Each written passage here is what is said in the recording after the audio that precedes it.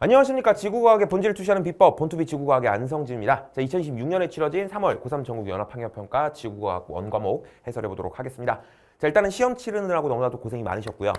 이 시험 난이도에 대한 저희 평이 좀 궁금하실 것 같은데, 일단 이게 최근 출제되고 있는 평가원 시험들에 비하면은 평이하거나 아주 살짝 어려운 정도, 그래서 한 중상 난이도 정도였다고 말씀드릴 수 있겠습니다. 다만 이제 막 개념 기출 학습을 한, 그래서 아직 고난도 문제들에 대한 대비가 충분히 되어 있지 않았을 이 고3 학생들의 입장에서는 약간 좀 어렵고 까다롭게 느꼈을 수 있었을 것 같아요. 그래서 전 처음에 이제 1컷을 예상을 했을 때 한 44 내지 45점 정도가 되지 않을까라고 예상을 했는데, 지금 집계되고 있는 게 43에서 44 정도로 집계가 되고 있는 것 같더라고. 오케이. 자, 근데 다만 이제 고3 학생들 입장에서 좀 까다롭게 느꼈을, 어렵게 느꼈을 그런 부분들 같은 경우에는 이제 우리가 추후 학습 여부에 따라서 충분히 보완될 수가 있는 그런 부분이기 때문에 뭐 시험 결과에 너무 연연하진 마셨으면 좋겠고요. 앞으로의 대비에 좀 집중해 주셨으면 좋겠어. 그래서 내가 무엇을 틀렸고 왜 틀렸으며 내가 어렵게 느낀 부분이 있다면 무엇이 어려웠고 우리가 앞으로 이런 문제를 풀 때 어떻게 해결을 해야 될지 이런 부분에 좀 집중해서 앞으로의 대비에 좀 신경을 쓰자. 그러면은 여러분들 앞으로 훨씬 더 좋은 점수 받을 수 있을 것이다 라는 거 말씀을 좀 드리고 싶고, 좀 더 자세한 난이도에 대한 평은요 제가 총평 영상 따로 찍을 수 있도록 할 테니까 거기서 말씀을 드리고요. 일단 해설 바로 들어가도록 할게요. 일단 1번 보시면은 표층 해류 관련 문제인데요. 해역 A, B, C가 나타나 있습니다. 자, 보자마자 A 같은 경우에 쿠로시오 해류가 이런 식으로 흐르고요. B 같은 경우에 북태평양 해류가 이런 식으로 흐르고요. C에서는 캘리포니아 해류가 이런 식으로 흐른다라는 게 바로 보이셔야 됩니다. 이거 뭐 메모하거나 할 필요도 없이 그냥 눈으로 보이셔야 돼. 오케이? 자, 그럼 기억 한번 보시면은 표층 해류의 순환 방향은 A, B, C 다 적절하고요. 그 다음에 니은 B에는 북태평양 해류가 흐르죠. 그 다음에 디귿 표층 해수의 염분. 자, 비슷한 위도에서 비교했을 때 난류가 흐르는 해역은 한류가 흐르는 해역보다 표층 염분이 좀 더 높게 나타납니다. 그럼 A가 염분이 좀 더 높을 것이고요. 그러면은 디귿은 적절하지 않네요. 답은 기억 1번이 될 겁니다.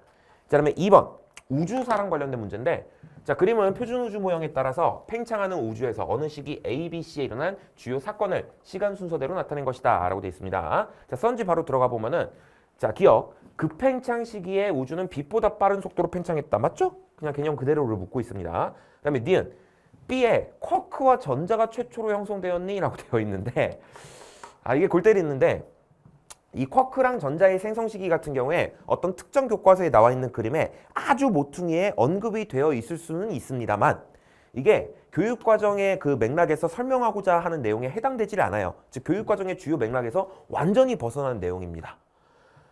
여러분들이 만약에 대학에서 이제 교육학을 만약에 학습을 하게 된다면은 이 시험지에 대해서 신뢰도랑 타당도라는 개념이 있다는 거를 배우게 될 건데, 이 타당도라는 게 뭐냐면은 이 시험지가 이 교육 과정에서 측정하고자 하는 바를 제대로 측정해내는가, 이걸 타당도라고 하거든요. 요 니은 선지는요, 제 생각에는 타당도가 완전히 결여된 선지입니다. 그럼에도 불구하고 설명을 좀 드려보자면은, 이 쿼크, 아마 통합과학 했을 때 들어보신 적이 있을 거예요. 이 쿼크랑 전자를 우리가 기본 입자라고 얘기를 하는데, 이런 기본 입자들이 딱 만들어지고서 그 중에서 이 쿼크들이 똘똘똘 뭉쳐져가지고 양성자랑 중성자가 되었고요. 이 양성자랑 중성자가 똘똘똘 뭉쳐져서 헬륨의 원자핵이 형성되는 거거든. 그런 점을 생각을 해봤을 때 헬륨의 원자핵이 형성된 시기에 쿼크와 전자가 최초로 형성되었을 수는 없습니다. 그래서 니은은 틀린 것이긴 한데, 앞서 말씀드렸듯 이게 타당도가 완전히 결여된 그런 선지이기 때문에 만약에 내가 이 니은 선지 때문에 2번을 틀렸다라고 하시면은 그렇구나 하고 그냥 넘어가시고 그렇게 크게 신경 쓰지 않으셔도 될 것 같습니다. 수능에서는 충분히 타당도가 높은 문제들만 출제가 되거든요. 그렇지 않습니까? 아무튼 저는 좀 출제 오류라고 봅니다. 좀 잘못 출제하신 거라는 생각이 들어요. 자, 그러면 디귿 한번 볼게요. 자, 디귿 보시면, 자, C에 우주 배경 복사가 방출이 되었니? 라고 되어 있는데요. 자, C식이 보니까 지금 수소 원자가 형성됐어요. 즉 중성 원자가 형성된 거죠. 중성 원자 형성 시기에 우배복 방출 맞습니다. 그래서 답은 이제 기억 디귿 3번이라고 얘기할 수가 있을 것 같아요. 자, 그다음에 3번 한번 보실 건데, 기상위성 영상과 관련된 문제입니다. 자, 그린 가와라는 어느 날 16시 30분에 촬영한 가시 영상과 적외 영상을 순서 없이 나타냈다라고 하는데요. 보자마자 나가 가시 영상, 가가 적외 영상이라는 게 판단이 되셔야 됩니다. 자, 가시 영상 같은 경우에는 이 구름에 의해서 반사된 태양광을 관찰을 하는 것이기 때문에 이 태양광이 닿지 않는, 즉 햇빛이 닿지 않는 그런 영역에서는 구름이 있어도 안 지켜. 그치? 근데 지금 이런 부분을 보시면은 분명히 지금 구름이 있음에도 불구하고 구름이 안 지키고 있거든요. 그렇다면 이게 가시 영상이겠고 이런 부분이 햇빛이 닿고 있지 않기 때문에 구름이 안 찍히고 있는 거구나라고 판단할 수가 있는 것이고요. 여기에 왜 햇빛이 닿지 않을까? 그치? 이런 쪽은 지금 해가 져버렸거든. 밤이거든. 괜찮습니까? 그렇게 우리가 생각을 해주시면 될 것 같아요. 자, 요 사진 보고 이게 오전인지 오후인지 이런 것도 좀 판단할 수 있으면 좋겠어. 우리 개념 단계에서 했었거든. 그죠? 지금 보니까 동쪽은 어둡고 서쪽은 밝잖아요. 그럼 서쪽으로 해가 지고 있는 거니까 이거는 오후에 해당되는 영상이구나라는 것도 판단할 수 있어야 되겠지. 자, 선지 한번 들어가 보면은 기억, 가시 영상은 가니? 아니요, 적절하지 않고. 그다음에 니은, 구름 최상부의 온도를 묻고 있는데 야, 이거 조심해 주셔야 돼. 구름 최상부의 온도, 고도 이게 한 글자 차이인데 답이 완전히 달라지기 때문에 잘 체크해 주셔야 된다고 제가 개념 단계에서부터 말씀을 드렸고요. 자, 일단은 적의 영상에서 보니까 A보다 B가 훨씬 밝아. 그렇다는 건 기상위성 입장에서 B가 자기한테 더 가까이 있다. 즉 구름 최상부의 고도가 B가 더 높다는 얘기입니다. 근데 이건 고도 이야기고요.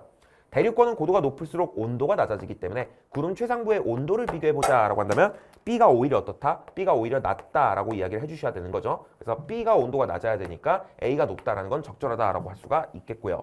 괜찮? 그다음에 디귿 보실 건데 어쩌고저쩌고 써져 있습니다. 일단은 문제 조건에 뭐라고 써져 있냐면 이날 우리나라 서해안 지역에서 폭설이 내렸다라고 돼 있거든. 서해안 폭설이 일어나는 상황이에요. 자, 우리 서해안 폭설 뭐 할 때 배웠어? 차가운 기단의 변질 배울 때 배웠었지. 근데 이 디귿 선지가 정확하게 차가운 기단의 변질 과정을 얘기하고 있습니다. 그렇죠? 그렇기 때문에 당연히 디귿은 적절하다라고 얘기할 수가 있겠고 답은 니은 디귿 4번이 되겠죠. 자, 그러면 4번 한번 보겠습니다. 자, 온대저기압에서 전선의 위치를 찾는 두 가지 방법을 알아보기 위한 탐구이다 라고 돼 있어요. 자, 일단 탐구 내용 읽는 건 생략하도록 할 거고요. 지금 나를 보니까 뭔가 등온선이 막 이렇게 표현이 되어 있거든.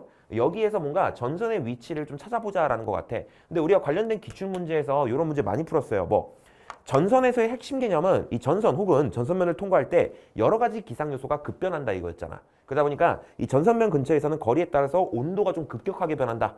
라는 거 우리가 이야기를 했었고, 그러다 보니까는 이 전선 주변에서는 등온선이 굉장히 좀 조밀하게 나타난다. 이런 거 우리가 배운 적이 있습니다. 그런 점을 생각해 봤을 때 여기서 뭔가 전선의 위치를 찾는다라고 한다면 등온선이 좀 조밀하게 그려진 이런 부분 근처에 전선이 나타날 것이고, 지금 P랑 Q가 지금 그려져 있는데 Q보다는 아무래도 P에서 전선이 나타날 가능성이 높겠죠. 그죠? 이런 생각이 딱 들었어야 되겠고, 탐구 결과를 보니까 전선은 바람의 영향이 바뀌는 경계 또는 이런 곳을 이용해가지고 찾을 수가 있다고 되어 있는데 여기 뭔가 등온선과 관련된 자료가 제시되어 있었다 보니 여기에 뭔가 그 기온과 관련된 혹은 뭐 온도랑 관련된 뭐 그런 내용이 들어가야 될 것 같습니다. 그죠? 그럼 선지 한번 들어가 보면은 자, 기억. 가에서 지점 A와 B 사이도 전선이 위치하니라고 되어 있는데 온대저기압의 일반적인 모습을 떠올렸을 때 여기에 할렌 전선이 요렇게 있다는 거 우리가 알고 있죠. 그럼 A와 B 사이에 전선이 있는 거 맞고요. 그다음에 D는 나에서 전선은 Q보다는 P에 위치할 겁니다. 등온선이 조밀한 부분 근처에 있겠죠. P 구간에 위치할 가능성이 높다. 적절하고요. 그다음에 D는 기온이 급격하게 변하는 경계가 동그라미 기역에 해당되니 그렇죠? 등온선이 조밀하다는 게 이게 거리에 따라서 기온이 급격하게 변한다라는 걸 의미하고요. 당연히 그 근처에 전선이 있을 거거든요. 그렇기 때문에 기온이 급격하게 변하는 경계를 통해서 전선의 위치를 우리가 파악할 수가 있다. 따라서 답은 이제 기역, 니은, 디귿 5번이라고 얘기할 수가 있을 것 같고요. 그다음에 5번 한번 볼 건데 지질시대 문제죠. 자, 그림은 40억 년 전부터 현재까지 지질시대 A에서 2를 나타낸 것이다 라고 되어 있는데요. 보자마자 아셔야 돼. 차지하는 비율이 제일 큰 B가 뭐야? 시생누대라고 하면 안 돼. 원생누대죠. 그죠? 원생누대가 제일 길어요. 그 다음이 시생누대고 그 다음이 현생누대인데 현생누대를 지금 쪼개놓은 것 같습니다. 고중심으로. 자, 이 상태로 선지 들어가 보면은 에디아카라 동물군 원생누대의 표준 화석이죠. 그죠? 에디아카라 동물군 화석은요, B의 지층에서 발견이 됩니까? 적절하죠. 그 다음에 니은 판게아는 C에 형성됐느냐? 자, 판게아가 형성된 시기는 고생대 후기고요. 그죠? 그리고 중생대 초에 분리가 되었습니다. 그러면은 이 판게아가 형성된 게 언제냐고 묻고 있으니 고생대라고 해야 되겠지? 따라서 적절하다. 판게아가 형성된 거는 고생대, 분리된 건 중생대. 잘 구분해 줍시다. 좀 더 디테일하게 표현하자면 고생대 후기에 형성되고 중생대 초에 분리가 되었어요. 그 다음에 디귿 거시 식물이 처음 출현한 시기. 자, 이런 거 물으면 일단 거시 식물이 언제 번성했는지를 떠올려봐. 중생대 때 번성했죠. 얘가 중생대 때 번성하려면 그보다 조금 더 앞선 고생대 후기에는 최초로 출현을 했었어야 되겠다. 따라서 얘네들이 최초로 출현한 시기는 고생대가 될 것이며 디귿은 적절하지 않구나라는 걸 판단할 수가 있는 거고 답은 기역, 니은 몇 번이다? 3번이다. 자, 1페이지에서는 막히는 문제가 있었으면 안 됩니다. 쭉쭉쭉 푸셨어야 되겠고 다음 페이지로 넘어가서 6번 한번 보도록 하겠습니다. 자, 6번입니다. 자, 마그마와 화성화 문제고요. 자, 그림가는 깊이에 따른 지하 온도 분포와 암석의 용융 곡선을 나타낸 것이다라고 되어 있는데, 자, 이 암석의 용융 곡선 보자마자 그냥 뭔지 다 아셔야 돼요. 요거는 물이 포함되어 있지 않은 멘틀 물질의 용융 곡선이고요. 요거는 물이 포함된 멘틀 물질의 용융 곡선이고요. 요거는 물이 포함된 화강암의 용인 곡선입니다.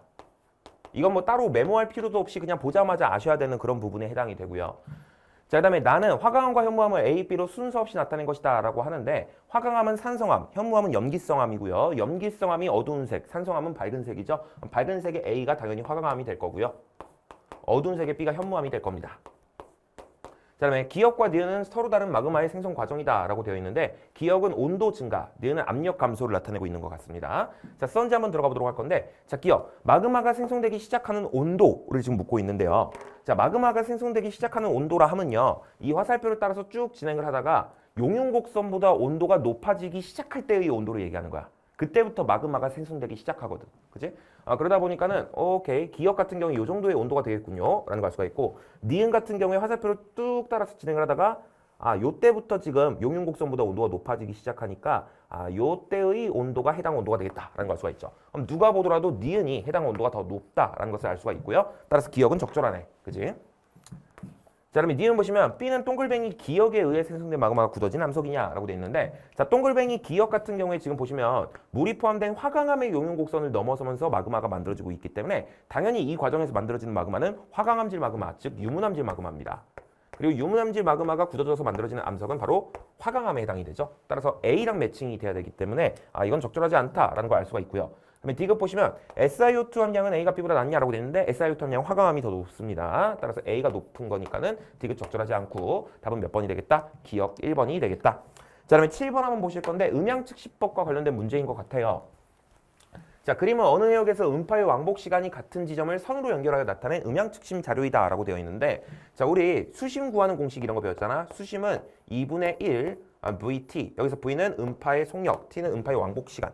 근데 요 수식에서 중요한 건 결국에 수심과 음파의 왕복 시간 사이의 비례 관계를 이해하는 게 중요하다라고 말씀드렸고요. 그럼 이게 음파의 왕복 시간을 나타낸 자료이긴 한데 그게 결국에 수심과 비례 관계이다 보니까 여기 나타나 있는 선을 우리가 등수심선으로 조금 생각해 주실 필요가 있을 것 같습니다. 괜찮아? 등수심선으로 생각해 보자라는 거. 자, 그다음에 이 해역에는요 판의 경계가 존재한다라고 돼 있는데 지금 여기 보시면 음파의 왕복 시간이 9.6초인 부분이 나타나요. 제가 이 정도는 좀 암기를 하자라고 말씀드렸거든. 뭐냐면 수심이 6,000m일 때, 즉 6km일 때, 요때의 음파의 왕복 시간이 8초예요. 계산해 보시면 나올 거야. 요거는 외워두시면 자료 해석이 조금 수월하기 때문에 좀 외워주시자라고 말씀드렸고 그러면 음파의 왕복 시간이 9.6초라는 거는요 어쨌든 수심이 6,000m보다 깊다는 얘기잖아. 즉 6km보다 깊다는 거잖아. 그렇다면 이건 빼도 박도 못하게 뭐가 있는 곳이다? 해구가 있는 곳이다 라고 생각할 수가 있는 것이고 대충 요런 식으로다가 해구가 위치하겠구만 이라고 판단할 수가 있는 거죠. 해구의 정의 자체가 수심 6km 이상의 좁고 깊은 골짜기 아니었습니까? 그지? 자, 그러면 이 상태로 바로 선지 들어가 보면은 기억 A 지점의 수심을 구해보시오라고 돼 있어요. 이 공식 쓸 수 있는지를 묻는 거죠. 자, 2분의 1 하고 음파의 속력이 지금 1500m/s로 발문 2에 나와 있습니다. 단위는 생략할게요. 그 다음에 왕복 시간이 8초니까 이렇게 해주시면은 간단하게 6,000m가 나올 겁니다. 자, 그다음에 니은 한번 보시면은 해저면의 경사는 기역 구간이 니은 구간보다 급하니라고 돼 있는데 지금 여기 나타나 있는 선을 우리가 등수심선으로 좀 생각해 주실 필요가 있다고 했잖아. 근데 여기는 지금 등수심선의 간격이 좀 넓고요. 여기는 좀 좁아요. 맞습니까? 무슨 뜻이야? 요 니은 부분이 거리에 따른 수심의 변화가 크다는 얘기입니다. 거리에 따른 수심의 변화가 크다는 건 해저면의 경사가 급격하다는 뜻이죠. 그렇죠? 따라서 오케이 니은이 아무래도 좀 더 급하겠구나라고 판단할 수가 있겠고 기역 구간이 급하다 이거는 적절하지 않다라고 할 수가 있겠습니다. 그지? 그다음에 디귿 한번 보시면 이 해역에는 해구가 존재하니 적절하죠. 그래서 답은 이제 기역 디귿 3번이라고 할 수 있겠고요. 그다음에 8번 우주 구성 요소랑 관련된 문제인데 자 보니까 우주를 구성한 요소들의 상대적인 비율을 지금 퍼센트 단위로 나타내고 있고요. 그죠? 그 다음에 A, B, C가 보물, 암물, 암해 중 하나에 우리 보고 맞춰보래. 가와 나도 지금 뭐가 과거고 뭐가 미래인지 모른대. 우리 보고 맞춰보래. 자, 이런 유형의 문제 풀 때 일반적으로 이렇게 풀면 된다라고 제가 말씀을 드린 바가 있습니다. 개념 단계에서도 설명을 드렸고 기출 단계에서도 설명을 드렸어요. 자, 뭐냐면은 일단 임의로 시간 순서를 잡아. 가에서 나순으로 잡아보겠습니다. 그리고 각각의 구성 요소의 증감 경향을 보는 거죠. 자, 얘는 감소하고 얘는 감소하고 얘는 증가하네요. 그럼 증감 경향이 다른 한 놈이 바로 무엇이다? 암흑 에너지다. 그 나머지 두 놈은 이제 보물이거나 암물이거나 할 건데 우주의 역사 동안 항상 암물은 보물보다 많았어요. 그렇기 때문에 당연히 비율이 더 큰 B가 이제 암물이 될 거고 나머지는 이제 보물이 되겠다라고 판단을 해주셔야 되겠죠. 그죠? 자, 그리고 이것이 어떤 원리에 기반한 것이냐라고 한다면은 자, 여러분들 이거 머릿속에 들어가 있어야 되거든요. 시간이 흐르면서 우주가 팽창함에 따라 암흑 에너지와 암흑 물질 그리고 보통 물질의 양과 밀도와 비율이 어떻게 변하는가 이거 기억하고 계셔야 되는데 암흑 에너지는 우주 공간 자체에서 나오는 에너지잖아요. 근데 우주가 팽창하게 되면 전에 없던 새로운 공간이 만들어지니까 전에 없던 새로운 암흑 에너지가 만들어지는 거야. 따라서 우주가 팽창함에 따라 암흑 에너지의 양은 많아지게끔 돼 있고요. 암흑 물질이든 보통 물질이든 질량을 가진 것들은요. 그 양이 일정하게 유지가 되죠. 자, 그럼 밀도를 비교해 보면은 자, 우주가 팽창하면서 우주의 부피가 계속 커지는데 암흑 에너지는 딱 그 정도에 맞춰서 양이 함께 많아진단 말이야. 그렇기 때문에 밀도가 일정하게 유지가 될 수 있는 거고요. 암물이나 보물 같은 경우에 양은 그대로인데 우주의 부피가 계속 커지다 보니까는 밀도가 감소하게끔 돼 있죠. 한편 비율을 고려하게 되면은 암흑 에너지는 계속 생기는데 물질들은 그대로야. 그럼 당연히 우주 구성 요소에서 차지하는 비율이 암흑 에너지는 점차 증가할 거고요. 암물이나 보물 같은 물질들은 점차 감소하겠죠. 요거 떠올려 주셔야 되겠고, 그럼 여기서 이 비율 쪽을 한번 살펴보시면은 지금 요 세 가지 중에 누구 혼자만 증감 경향이 달라? 암에만 증감 경향이 달라. 요걸 응용한 풀이라고 보시면 될 것 같습니다. 괜찮? 자, 아무튼 간에 이 상태로 한번 썬지 들어가 보도록 할 건데 자, 기억, 가는 미래에 해당되느냐. 자, 일단 내가 시간 순서를 임의로 잡은 거잖아. 그럼 제대로 된 시간 순서를 파악을 해봐야 되겠는데 암흑 에너지가 우주 구성 요소에서 차지하는 비율은 시간에 따라 증가하게끔 돼 있기 때문에 우주가 팽창함에 따라 증가하게끔 돼 있기 때문에 증가하는 방향이 시간 순서예요. 그죠? 그러면 가나 순서가 맞겠구나라고 판단할 수가 있겠고요. 암흑 에너지의 비율이 증가하는 방향이 시간 순서다. 그러면은 당연히 가가 과거가 되고 나가 미래가 되니까 가는 미래에 해당된다. 적절하지 않습니다. 그다음에 뒤에 보시면 전자기파로 관측 가능한 것은 무엇이냐? 보통 물질이죠. 그죠? 그렇기 때문에 A다. 적절하고요. 그다음에 디귿 우주를 가속 팽창시키는 건 암 A입니다. 따라서 C에 대응되죠. 따라서 디귿 적절하지 않고 답은 니은 몇 번이다? 2번이 되겠다. 그다음에 9번 한번 보실 건데 고지자기 문제가 좀 쉽게 나왔어요. 자, 표는 어느 지계의 한 지점에서 서로 다른 세 시기에 생성된 화성암 ABC의 고지자기 목각을 나타낸 것이다 라고 되어 있고요. 이 지계는 동일 경도선을 따라 계속 북상을 하였대요. 이런 조건이 그냥 주어지진 않았겠지. 뭔가 문제풀이에 쓰이니까 주어진 거겠죠. 그렇기 때문에 한번 체크를 해주셨어야 되겠고, 그 다음에 이제 아래쪽에 자료를 보시면 고지자기 복각이 제시되어 있는데 예컨대 A 같은 경우에 지금 이 고지자기가 수평면에 대해서 이렇게 위쪽을 향하고 있으니까 하늘 쪽을 향하고 있는 거죠. 자, 고지자가 이렇게 하늘 쪽을 향하면 이게 마이너스 복각이야, 플러스 복각이야. 그치? 여기다가 상하좌우로 움직이는 나침반을 뒀다고 했을 때 N극이 고개를 쳐들게 될 거니까 이거 마이너스 복각이라고요. 얘는 지금 고지자기가 지면 쪽을 향하니까는 이거는 플러스 복각이다 라고 할 수가 있는 것이고, 이거 하늘 쪽을 향하니까 마이너스 복각이라고 할 수가 있는 거죠.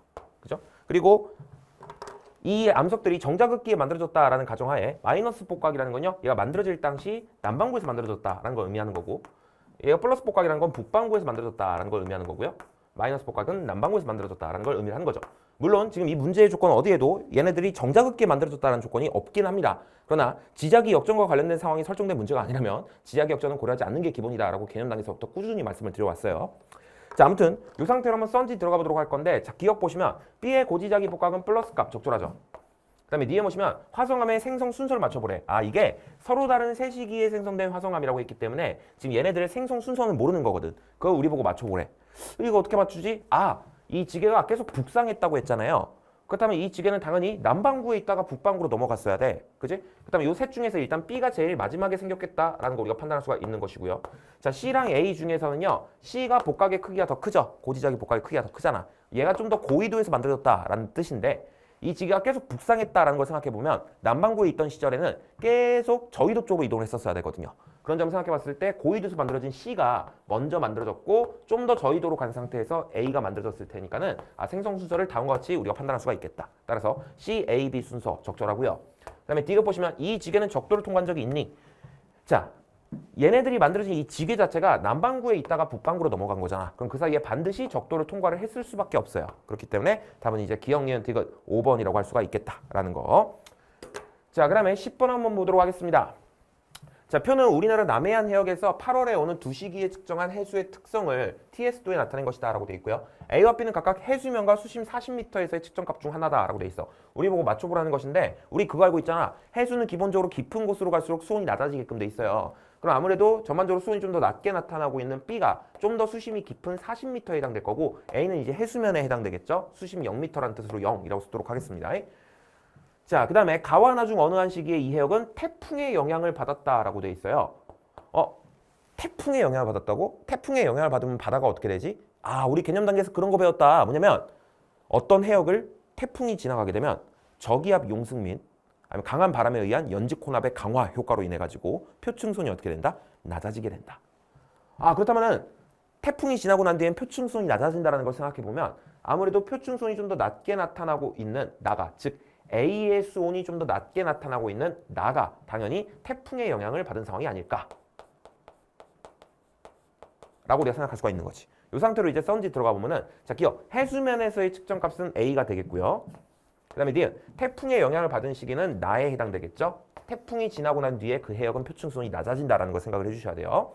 그 다음에 디귿 한번 보시면 수심 40m의 해수의 평균 밀도를 묻고 있는데요. 자, 기본적으로 해수의 밀도는 수온과는 대체로 반비례, 염분과는 대체로 비례하기 때문에 수온이 감소하면서 염분이 증가하는 방향이 밀도가 커지는 방향입니다. 따라서 수온이 감소하면서 염분이 증가하는 이렇게 우하단으로 가는 방향이 밀도가 커지는 방향이구나라는 걸 판단해 주셔야 되겠고, 물론 일반적인 TS도는 이렇게 우하단 쪽으로 갈수록 밀도가 커지는 방향이기 때문에 뭐 당연히 그렇지 않냐라고 생각할 수도 있겠지만은 간혹 가다가 문제에서 이 수온축의 방향을 바꾸거나 염분축의 방향을 바꾸거나 뭐 아니면 축을 반전을 시키거나 뭐 이런 경우가 있을 수 있기 때문에 항상 이런 사고 과정을 거치라라고 말씀을 드렸습니다. 자, 아무튼 이런 상태에서 수심 40m를 비교하라고 하였으니 이 B 부분을 보시면 되겠는데 누가 보더라도 요 나보다는 가가 조금 더 밀도가 크게 나타나고 있는 것 같아요. 그죠? 따라서 나보다는 가가 밀도가 좀 더 크게 나타나고 있는 것으로 보아 가가 작다라는 건 적절하지 않다라는 걸 알 수가 있고 답은 기억 니은 4번이 되겠습니다. 자, 그럼 11번은 이제 별의 물리량 문제인데 unstable 쓰면은 굉장히 쉽게 풀 수 있는 그런 문제예요. 자, 일단 지금 보니까는 가나다중 백색 외성은 한 개래. 일단 알겠어. 그리고 태양의 절대 등급이 주어져 있습니다. 자, 그다음에 여기 각각의 물리량이 지금 태양에 대한 상대값으로 나와 있는 거 보이시죠?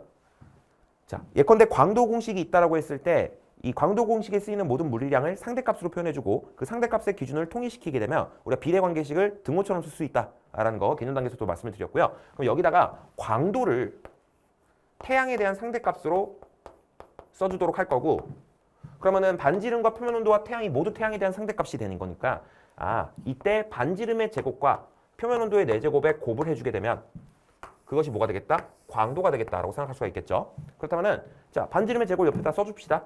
자, 2.5는 우리가 2분의 5로 바꿔서 생각할 수 있고요. 그럼 제곱 때리게 되면은 2, 4분의 25. 자, 10에다가 제곱 때리면 100이 되는 거죠. 자, 한편 2에다가 4제곱을 때리면 2, 4, 4, 16이 되는 거고요. 여긴 빈칸 뻥 뚫려서 몰라. 그치? 그럼 여기는 몰라. 여기는 4제곱 때리면은 100이 되겠네요. 그렇습니까? 자, 그럼 이 상태로다가 보시면은 4분의 25 곱하기 16을 하게 되면은 100이 됩니다. 그 다음에 얘는 뭔가 빈칸이 뻥뻥 뚫려 있어서 정보를 지금 모르기는 한데 절대 등급이 나와 있어요. 마이너스 0.2등급이래. 자, 그럼 한번 생각해 봅시다. 자, 이 가가 태양보다 광도가 100배지. 그럼 태양보다 절대 등급이 5등급이 작아야 돼요. 그럼 4.8에서 5등급 작게 되면 이게 마이너스 0.2가 될 거거든. 이렇게 해놓고 보니까 둘이 어때? 둘이 절대 등급이 똑같아. 그럼 광도가 어떻다? 똑같다라고 판단할 수가 있는 것이고, 그죠? 그러면은 100에다가 뭘 곱해야 100이 되는 겁니까? 1. 따라서 여기에 1이 들어가겠다라는 거 바로 판단할 수가 있겠죠. 그죠? 그다음에 여기도 뭐 계산해 보면은 될 것 같긴 한데 일단 이 정도로 하고서 선지 한번 들어가 볼게요. 자, 기억 한번 보시면은 동글뱅이 기억은 마이너스 0.2 맞고요. 그다음에 뒤에 보시면 최대 복사 에너지 방출 파장 람다 맥스를 비교하시오라고 돼 있는데, 자, 표면 온도를 비교해 보시면요, 지금 다가 나보다 더 큽니다. 그죠? 루트 10이 1보다 큰 거니까. 그러면 람다 맥스를 비교를 했을 때는요, 누가 더 길어야 돼? 나가 더 길어야죠.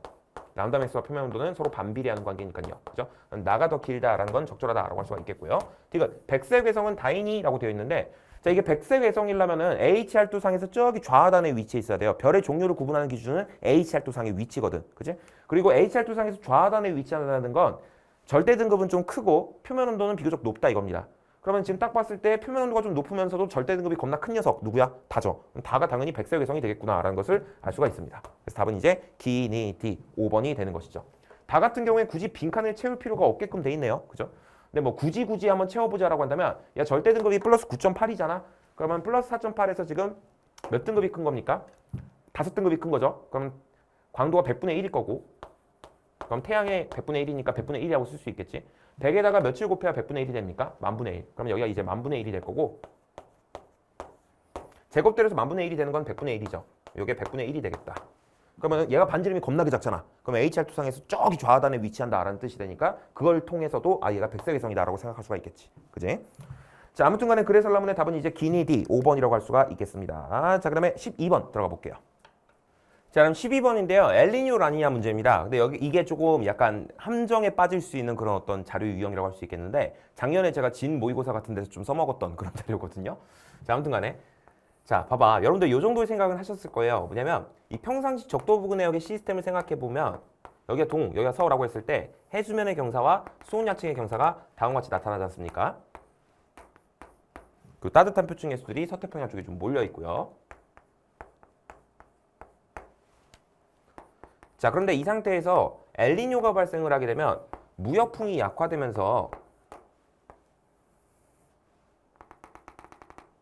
해수면의 경사와 수온 약층의 경사가 완만해지게 되고요. 따뜻한 표층 해수들의 위치가 상대적으로 동쪽으로 나타나게 됩니다.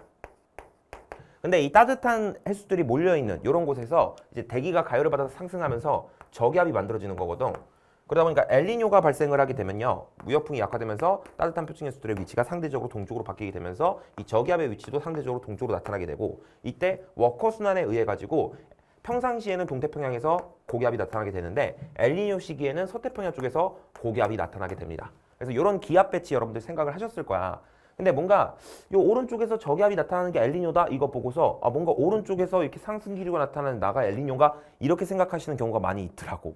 그런데 자, 우리가 엘니뇨 라니냐 파트 할 때 항상 집중해야 되는 해역이 어디예요?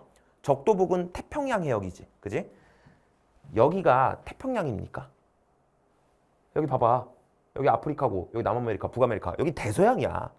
우리가 엘니뇨 라니냐 판단을 할 때 이런 부분은 쳐다보는 게 아니에요.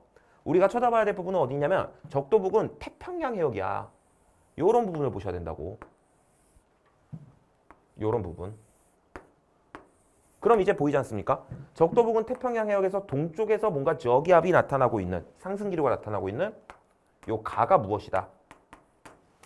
서고동저의 기압 배치를 보이는 엘니뇨구나 라고 판단할 수가 있는 것이고 나 같은 경우에는 지금 보니까는 서쪽에서 상승 기류 즉 저기압 나타나고 동쪽에서 고기압이 나타나고 있으니까 하강 기류 그지?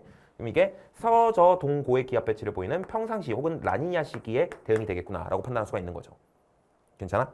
그래서 이 문제 틀리셨다면 챙기셔야 될 포인트가 엘니뇨 라니냐 판단을 할 때 우리가 쳐다봐야 되는 대상은 적도 부근 태평양 해역이구나. 오케이? 대서양은 상관이 없구나. 오케이? 이거 여러분들 조금 생각을 해주시기 바랍니다. 그래서 대충 여기 뭐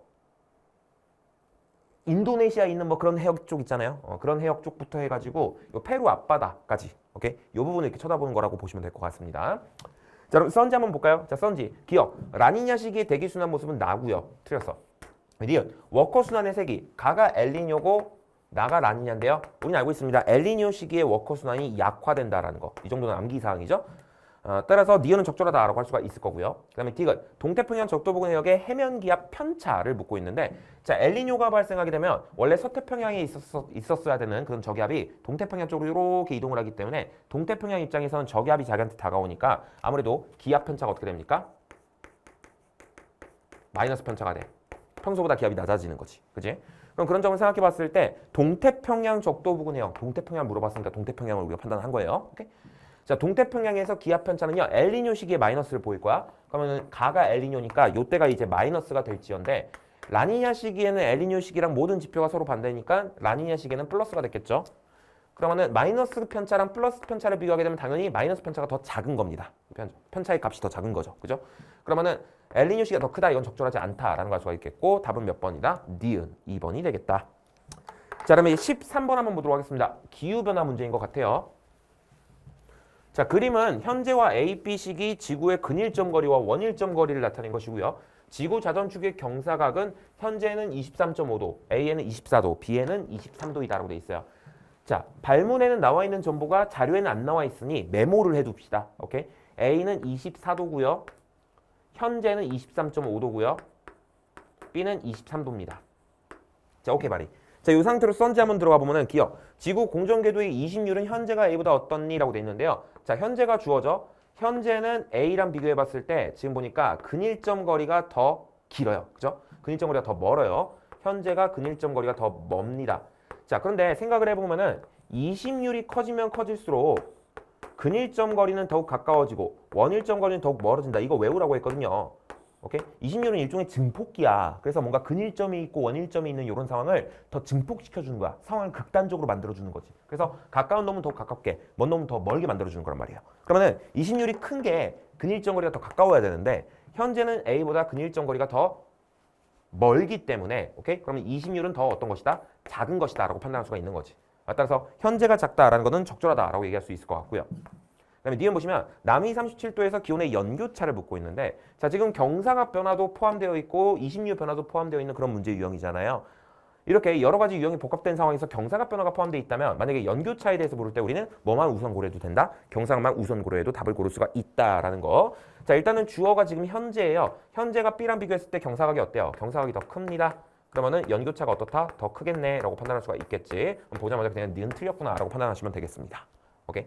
그다음에 D급 보시면 지구가 근일점에 위치할 때 지구에 도달하는 태양 복사 에너지 양. 지구에 도달하는 태양 복사 에너지 양. 이거는 뭐에 의해서 결정된다고 했더라? 개념 단계에서. 그지? 지구와 태양 사이의 거리에 의해서 결정이 되는 거고요. 지구와 태양 사이의 거리가 더욱 가까워질수록 이 에너지 값이 더 커지는 개념이다라는 거 생각을 해주셔야 돼요. 괜찮아? 자 그러면은 보십시다. 근일점에 위치할 때 요걸 비교하시오라는 건 결국 근일점 거리를 비교하시오라는 얘기가 되겠죠. 자 A를 지금 살펴보시면은 B랑 비교할 때 A는 B보다 근일점 거리가 더욱 가깝습니다. 근일점 거리가 더 가깝다는 거는 해당 에너지 값이 더욱 크다는 얘기죠. 근데 A가 적다라고 얘기하고 있으니까 이것은 적절하지 않네요. 그래서 답은 이제 기억 1번이 되겠습니다. 자 그러면 14번 한번 보도록 할 건데 이 14번의 니은이 이 기출 문제에서 다뤄졌던 그런 어떤 선지 유형이긴 한데 해당 기출 문제를 우리가 아스트라 심화 기출에서 심층 분석을 해볼 예정이라서 아직 저의 커리를 듣는 학생들 중에서 아스트라를 듣지 않은 학생들이라면은 이 니은 선지를 틀렸을 가능성이 좀 있어요. 그러나 이 니은 선지에서 묻고 있는 바가 뭐 우리가 전혀 배우지 않은 뭐 뭔가 어떤 새로운 뭐 그런 것을 물어보는 것은 아니기 때문에 어쨌든 풀 수는 있었어야 한다라는 거 말씀을 드리고 싶고. 다만 이제 만약에 틀렸다고 하더라도 이제 우리가 추후에 좀 이렇게 심층 분석을 하면서 보완을 할 부분이기 때문에 너무 그렇게 걱정하지 않으셔도 되겠다라는 거 말씀을 드리면서 자 볼게요. 자 그림은 주계열성 내부의 에너지 전달 영역을 별의 질량과 별 중심으로부터 누적 질량비에 따라 나타낸 것이다라고 돼 있어요. 자 이 누적 그래프 같은 경우에는 이미 제가 개념 단계나 기출 단계에서 충분히 좀 설명을 드린 바가 있기 때문에 설명을 생략하도록 하겠습니다. 자 그러면 A, B, C는 주계열성이고요. 기역과 니은은 각각 대류와 복사 중 하나에 의해 에너지가 전달되는 영역이다 라고 되어 있습니다. 자 일단은요 이거 비슷한 유형의 문제들 우리가 기출문제에서 많이 풀어본 것 같아. 일단은 태양 질량에 조금 집중을 해주실 필요가 있고요. 자 이 태양 정도 질량의 별 같은 경우에는 그 중에서도 주계열성 같은 경우에 내부 구조가 어떠냐라고 했을 때 일단 중심액이 나타나고요. 이 중심액을 둘러싸고서 복사층이 나타납니다. 그리고 이 복사층을 둘러싸고서 가장 바깥쪽에 뭐가 나타나죠? 대류층이 나타나죠. 그래서 보시면 알겠지만은 뭔가 표면 쪽에서 대류층이 나타난다라는 것을 알 수가 있습니다. 오케이. 자 그다음에 이 그래프에서의 세로축이 별 중심으로부터의 누적 질량비를 나타낸 것이기 때문에 당연히 누적 질량비가 0인 곳이 중심부가 되는 거고요. 누적 질량비가 1인 곳이 표면 쪽이 되는 거죠. 그러면은 오케이 태양 정도 질량의 별에서는 이 표면에 가까운 쪽에 대류층이 나타나야 된다라는 걸 생각해 보면은 표면 쪽에 나타나는 이 동그라미 니은이 뭔가 대류에 의해서 에너지 전달이 이루어지는 부분이구나라는 걸 알 수가 있고요. 그럼 동그라미 기역은 자연스럽게 복사에 의해서 에너지 전달이 이루어지는 부분이구나라는 걸 알 수가 있습니다. 여기까지 괜춘. 자, 이 상태로 한번 선지 들어가 보도록 할 건데 자, 기억 보시면은 라지 A는 내부 전체에서 대류가 일어나니라고 되어 있는데 자료에서 그렇게 되어 있습니다. 그죠? 그렇기 때문에 적절하다라고 판단할 수가 있겠고요. 이게 교육 과정에서 제대로 다뤄지는 내용이 아니긴 한데요. 질량이 엄청나게 작은 주계열성 같은 경우에는요. 그 뭐라고 해야 될까? 내부 전체가 다 대류층으로 되어 있습니다. 그러다 보니까는 이런 자료가 나타나 있는 것인데 다만 뭐 교육 과정에서 제대로 설명되는 부분은 아니기 때문에 그냥 참고사항 정도로만 알고 넘어가시면 될 것 같아요. 괜찮? 자, 그다음에 니은 한번 보시면요. 복사가 일어난 영역의 전체 질량은 B가 C보다 작니라고 되어 있는데 여기서 아마 많이 낚이셨을 것 같아요. 자, 일단 볼게요. 자, B를 한번 보시면요. 복사가 일어나는 영역이라고 하면은 요런 영역이야. 그지? 요런 영역이야. 자, 그다음에 C에서 복사가 일어나는 영역이라고 하면은 요런 영역이야. 자, 여기서 이 복사가 일어나는 영역이 차지하는 질량비를 한번 따져보면은 얘 같은 경우에는 전체를 1이라고 했을 때 보통 한 0.9 정도쯤 되는 것 같고요. 그죠? 얘 같은 경우에 전체를 1이라고 했을 때 여기서부터 여기까지니까는 한 뭐 대충 0.8 정도 되는 것 같습니다. 그죠? 그럼 질량 B를 비교하게 되면은 당연히 B가 더 차지하는 질량 B가 더 크죠. 근데 문제에서 묻는 거는 지금 보시면은 질량 B를 묻는 게 아니라 복사가 일어나는 영역의 전체 질량, 즉 복사가 일어나는 영역의 질량 그 자체를 묻고 있어요. 괜찮아? 자, 보시면은 이거 중요하거든. 이 자료에 제시되어 있는 워딩과 선지에 제시되어 있는 워딩이 비슷해 보이지만 다르잖아요. 그죠? 이렇게 자료에 제시되어 있는 워딩과 선지에서의 워딩의 불일치를 이용해서 여러분들을 변별하는 거. 이게 문제를 출제하는 스킬 중에 또 하나거든. 괜찮아? 그렇기 때문에 이 자료에 제시된 워딩과 선지의 워딩이 좀 다르다? 그럼 일단 여러분들이 경계를 좀 하실 필요가 있어. 이건 제가 아스트라 심화 기출에서도 다시 한번 말씀을 드릴 겁니다. 괜찮? 자, 근데 아무튼 간에 아니 뭐 질량 B랑 질량이 뭐가 다른데요? 생각해봐. 자, 우리가 B에서 복사가 일어나는 영역의 질량 그 자체를 한번 구해보자. 자, 그러면은 B는 별 전체의 질량이 1이죠. 그죠? 별 전체의 질량이 1인데 그 중에서 0.9만큼이 복사가 일어나는 영역이라 이 말이잖아요. 그럼 전체 1 중에서 0.9만큼이니까 당연히 0.9가 복사가 일어나는 영역의 질량이 될 거야. 근데 C 같은 경우에는 별 전체 질량이 몇이에요? 5잖아. 그지? 이 5 중에서 0.8만큼이 복사가 일어나는 영역의 질량이라는 뜻이거든요. 그럼 요거 계산해 보시면은 4가 나오게 되죠. C에서는 복사가 일어나는 영역의 질량이 4인 겁니다. 그러면은 복사가 일어나는 영역의 질량 그 자체를 비교하게 되면 당연히 C가 B보다 더 어떤 거예요? 큰 거죠. 그렇기 때문에 C가 더 큰 거니까 B가 작다라는 것은 적절하다라는 게 이제 문제의 논리라고 보시면 돼요. 괜찮지? 그래서 이 문제에서 챙겨가실 포인트는 이렇게 뭔가 자료에서 제시된 워딩과 선지에서 묻는 워딩에 불일치가 나타나게 되면은 경계를 하자. 오케이? 그리고 이 의미를 좀 더 곰곰이 생각해보자. 괜찮죠? 자, 그다음에 디귿 한번 보도록 할게요. 디귿 보시면 C의 중심에게서는 CNO 수원 반응이 pp방보다 우세하게 일어나니 C는요 태양보다 질량이 겁나게 커다란 그런 녀석이고요. 이런 녀석들 같은 경우에는 CNO 수원 반응이 더 우세하다라는 거 우리가 개념 단계에서 배웠죠. 따라서 디귿은 적절하다. 그래서 답은 이제 기니 D 5번이라고 할 수 있을 겁니다. 그죠? 자, 그러면 15번인데요. 시선 속도 측정법 관련 문제인데 일단 비주얼이 폭력적이야. 그치? 비주얼이 폭력적이긴 한데 찬찬히 문제 읽어보면은 사실 별거 아닙니다. 자, 문제에 있는 건 생략하도록 할 거고 일단 이 왼쪽에 있는 그림이 되게 괴랄해 보이는데 별거 없어요. 결국에는 요 외계 행성계든 요 외계 행성계든 지금 행성의 공전 궤도면이 시선 방향이 어떤 상황인 거야? 나란한 상황인 거야. 그죠? 얘를 볼 땐 요렇게 보고 있고 얘를 볼 땐 요렇게 보고 있으니까 결국은 둘 다 시선 방향과 공전 궤도면이 나란한 상황이라고. 요거 조금 주의해 주시기 바라겠고. 자, 행성이 스몰 a, b, c에 위치할 때 중심별 가에서 나타나는 어느 흡수선의 관측 결과를 나타낸 것이다 라고 돼 있는데요. 스몰 a는 뭔가 파장이 좀 길고 스몰 c는 파장이 좀 짧네요. 뭔가 적색편이 청색편이가 일어나는 상황이 아닐까? 이런 생각이 드는데 자, 보십시다. 행성이 스몰 a에 위치할 때 중심별은 어디에 위치할 거야? 그치? 공통질량 중심을 중심으로 그 맞은편에 위치인 여기에 위치할 거란 말이에요. 그 위치를 스몰 a 다시라고 하도록 하겠습니다. 괜찮아? 그 다음에 행성이 스몰 b에 있을 때는요. 중심별이 그 맞은편 위치인 여기에 있을 거고요. 그 다음에 C에 있을 때는 그 맞은편이 이런 위치에 있을 거야. 그치? 요게 일단 눈으로 딱 보이셔야 되는 거고. 자, 우리는 알고 있잖아. 뭐 중심별이 다음같이 B 다시와 같은 위치에 있을 때는요. 시선 방향에 대해서 어떻게 움직이는 거야? 수직하게 움직이는 거잖아. 그치? 일로 움직이든 아무튼 간에 시선 방향에 대해서 수직하게 움직인다고. 그럼 시선 속도의 크기가 0이 되고 스펙트럼에서 나타나는 어떤 흡수선의 파장 변화량도 0이 되죠. 따라서 이게 고유 파장이 될 거야. 그치? 행성이 B에 위치할 때 나타나는 이 파장이 고유 파장이 될 거라고. 그럼 스몰 a는 뭔가 고유 파장보다 파장이 길어진 상태이니 적세편이가 나타나는 상황 아니겠습니까? 적세편이가 나타난다고 사랑하는 사람이 나에게서 멀어져. 사랑의 적신호, 적세편이. 행성이 A에 있을 때, 즉 중심별이 A-에 있을 때 이때 중심별은 이 관찰자로부터 멀어지고 있는 거구나 라는 걸 알 수가 있고 얘가 이렇게 움직이는구나 라는 걸 알 수가 있죠. 그죠? 그러면은 오케이 말이. 여기서 지금 중심별은 이런 식으로 도는구나. 즉 우리가 쳐다봤을 때 반시계 방향으로 도는구나 라는 걸 알 수가 있고 행성도 마찬가지로 반시계 방향으로 돌겠네 라는 것을 알 수가 있는 거지. 여기까지 괜춘? 자, 그럼 이 상태로다가 한번 선지 들어가 보도록 할 건데 그 전에 앞서서 지금 중심별 나의 공전 속도가 30이다라고 나와 있어요. 이거 메모해 둡시다.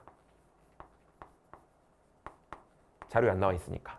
자, 이 상태로다가 선지 들어가 보면 기억. 가에서 행성의 공전 방향은요. 스몰 a, b, c 순서죠. 적절합니다. 그다음에 니은. 가의 공전 속도에 대해서 묻고 있는데 자, 니은에서 묻고 있는 건 무엇이냐면은 자, 공전 궤도면이 시선 방향과 나란할 때는요.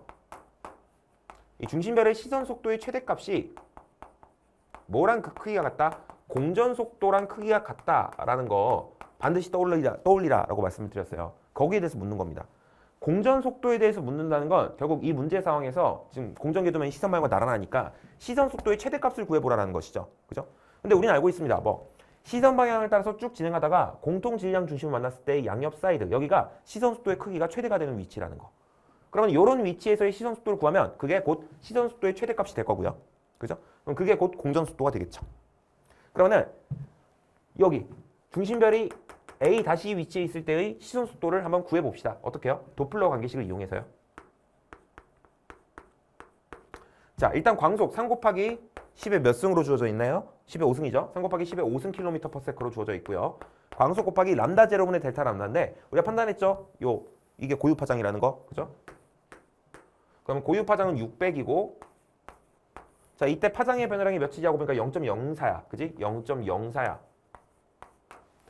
그럼 요거 계산해 보시면은 요거 찍찍 이렇게 넘겨주고 0 이렇게 붙여주고 하나 둘 셋 넷 하고 요거 없어지고 요거 요렇게 되고 그죠? 그다음에 이렇게 되니까 5, 4, 20이 된다라는 걸 알 수가 있네요. 그죠?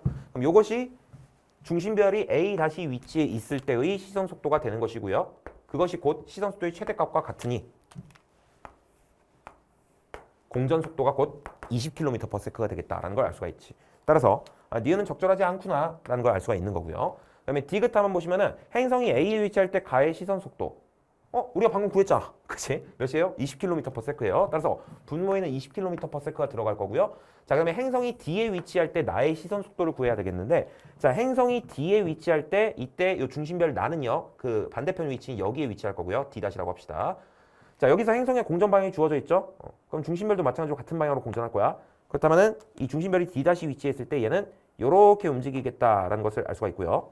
맞습니까? 그러면은 지금 이때 중심별이 시선 방향과 나란하게 움직이고 있는 상황이니 이때 이 중심별이 공전하는 속도 그 자체가 시선 속도가 되잖아요. 그죠? 오케이. 그렇다면 중심별이 요 위치에 있을 때 시선 속도가 즉 공전 속도와 같은 30km/s가 되겠구나라는 것을 알 수가 있는 것이고요. 그렇다면 여기 이제 30이 들어갈 테니까 요 값은 2분의 3, 즉 1.5가 되겠다라고 판별할 수가 있겠죠. 그래서 답은 이제 기역 디귿 4번이 되겠습니다. 자, 물론 이 행성이 스몰 b에 위치할 때가 이 중심별의 스펙트럼의 흡수선이 고유 파장에서 나타난다라는 걸 판별을 할 때 이 시선 방향에 대해서 수직하게 스펙트럼 축을 그려가지고 그림자 투영법을 이용해서 판단할 수도 있습니다. 오케이? 근데 뭐 굳이 설명을 드리진 않을게요. 자, 아무튼 15번의 답은 4번이라고 할 수 있겠고요. 그다음에 16번 한번 보도록 하겠습니다. 자, 그림은 태양과 질량이 같은 별 S가 주계열 단계에 도달한 이후 시간에 따른 생명 가능지대 안쪽 경계와 바깥쪽 경계를 나타낸 것이다 라고 돼 있어요. 이거 놀라운 게 작년에 제가 모의고사에서 써먹었던 자료입니다. 근데 거의 그대로 출제가 됐어요. 심지어 문제에서 묻는 것도 거의 똑같이 물어보고 있는데 일단 볼게요. 동그라미 A와 B는 S 주위를 공전하는 행성이며 오케이, 공전궤도 반지름은 각각 1AU와 1.25AU이다. 지금 여기 선이 그려져 있네요. 그죠? 보니까는 동그라미 A가 1AU 거리에 있는 행성이고 동그라미 B가 1.25AU에 떨어져 있는 행성입니다. 자, 일단 오케이. 자, 바로 선지 들어갈까요? 자, 기억. 생명 가능지대의 폭은 기억 시기가 니은 시기보다 좁니라고 돼 있는데 자, 중심별의 광도가 커질수록 이 생명 가능지대가 중심별로부터 멀어지고 그 폭이 넓어진다라고 했던 거 기억나시죠? 니은 시기가 그러니까 기억 시기가 니은 시기보다 생명 가능지대와 중심별이 좀 더 가까이 있으니 중심별의 광도가 좀 더 작은 상태고요. 그럼 생명 가능지대의 폭도 어떨 것이다? 좀 더 좁을 것이다라고 판단할 수가 있겠지. 기억 시기가 좁은 거니까는 기억 적절합니다. 그다음에 니은 보시면 S가 주계열 단계에 머무는 동안 생명 가능지대에 속해 있는 시간을 동그라미 A와 B에서 비교하시오라고 돼 있는데 자, 동그라미 A 같은 경우에는 여기서부터 시작해가지고 요 기간 동안 생명 가능지대 안에 포함될 수가 있습니다. 그죠? 한편 동그라미 B 같은 경우에는 요때부터 이제 생명 가능지대 안에 들어오기 시작해가지고 요 기간 동안 생명 가능지대에 머무를 수가 있습니다. 맞잖아? 생명 가능지대가 시작되는 거리와 끝나는 거리가 이거 각각 요거일 거 아니에요. 그럼 요 안에 해당되는 범위가 생명 가능지대에 해당되는 범위일 거 아니야. 그치? 그러면 그 범위 안에 들어오는 시기가 A는 요만큼일 거고 B는 요만큼일 거라고. 그럼 누가 보더라도 요 B가 해당 시간의 길이, 해당 시기의 길이가 좀 더 길다라는 걸 알 수가 있죠. 그죠? 따라서 동그라미 B가 더 긴 건데 동그라미 A가 더 길다고 하였으니 이건 적절하지 않다라고 할 수가 있을 것 같고요. 자, 그다음에 디귿. 20억 년부터 100억 년까지 동그라미 A가 S로부터 단위 시간당 단위 면적에서 받는 에너지를 묻고 있는데 이게 우리가 개념 단위에서 배웠던 F값 아닙니까? 행성이 중심별로부터 단위 시간에 단위 면적에서 받는 복사 에너지예요. 그지? 자, 그리고 요거는 별과 행성 사이 거리 제곱에 반비례하고 중심별의 광도에 비례한다라는 거 우리가 배운 적이 있어요. 그지? 근데 지금 이 생명가는지대가 시간이 흐름에 따라 이 중심별로부터 거리가 대체로 멀어진다는 걸 생각해 봤을 때 이 기간 동안 중심별의 광도가 점차 증가한 것이다 라고 우리가 판단할 수가 있는 거라고. 그치? 그럼 아무래도 20억 년부터 100억 년까지 이 중심별의 광도가 대체로 증가를 하였을 테니 하지만 이 동그라미 A와 요 중심별 S 사이의 거리는 일정하게 유지가 되었을 것이니 당연히 이 동그라미 A의 F값은 어떻게 됐겠다? 좀 더 증가했겠다라고 판단할 수가 있는 거지. 따라서 점점 증가한다라는 거는 적절하다라고 판단할 수가 있겠습니다. 괜찮죠? 그래서 답은 기억 디귿 3번이 되겠습니다. 자, 그 다음에 이제 17번 풀어볼 텐데 칠판 한번 정리하고 가도록 할게요. 자, 17번입니다. 이 17번 같은 경우에는 이 거리에 따른 해양지각의 연령 분포 그래프를 통해서 어떤 지역에서 판경계의 분포 양상을 추론해내는 뭐 그런 어떤 유형의 문제인데 이런 유형의 문제가 사실 뭐 사설 모의고사나 사설 NG 컨텐츠 그리고 혹은 뭐 EBS 연계교재 이런 데서는 종종 출제가 되었던 그런 소재예요. 저 같은 경우에도 작년에 지평선에서 이런 소재를 다뤘었거든요. 인플레이션에서도 비슷하게 다뤄봤고. 그런데 이게 교육청이나 평가원 시험에서는 예전에 한번 출제가 되고서 한동안 출제가 안 됐던 부분이라 우리 고3 학생들 입장에서는 약간 낯설게 느꼈을 수 있을 것 같아요. 그런데 이런 유형의 문제를 풀 때 가장 핵심이 되는 개념이 뭐냐면 이거 여러분들 다 알고 있을 거야. 뭐냐면 이 해양지각이라는 게 해령의 중심에서 만들어진 이후에 나이를 먹어감에 따라 확장 속도에 해당되는 속력으로 일정 거리만큼 해령 중심으로부터 멀어지게 되잖아. 그러면은 시간은 속력분의 거리라고 하는 전 국민이 다 아는 공식을 활용하게 되면 이런 관계식을 세워볼 수가 있어요. 이 해양지각은 나이에 해당되는 시간 동안 확장 속도에 해당되는 속력으로 해령 중심으로부터 일정 거리만큼 멀어지기 때문에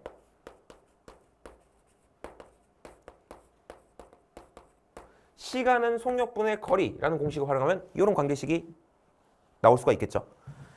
그럼 다른 조건이 동일할 때 해령 중심으로부터의 거리가 멀어진다면 자연스럽게 해양지각의 나이가 어떻게 된다? 많아진다라는 것을 우리가 알 수가 있고요. 만약에 해령 중심으로부터의 거리가 0이야.